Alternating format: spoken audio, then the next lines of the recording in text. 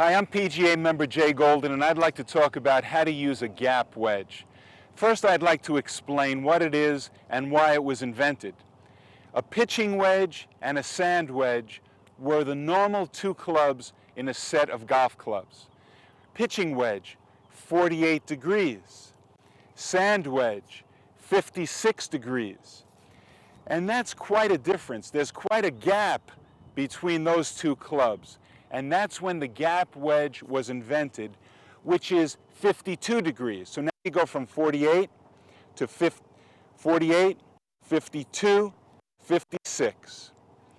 And that's a very important club because let's assume that you hit your 56 100 yards and you hit your pitching wedge 48 degree, 130 yards.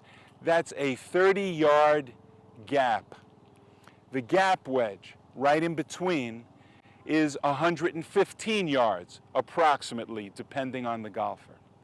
It's a shot that you hit similarly to a full sand wedge or a pitching wedge. Your hands are in front of the ball. The ball is towards the back of your stance. You want to take a divot,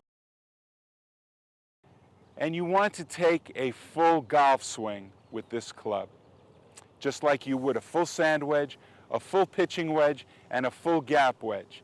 They're hit very similarly. You want to take a divot after you hit the ball, and you want to do it with a fairly full swing. If you only have a pitching wedge and a sand wedge, you should seriously consider purchasing a gap wedge, because hitting those 115-yard shots with a pitching wedge is much more difficult. If you don't have a gap wedge, get it. It's going to help you from 115 yards.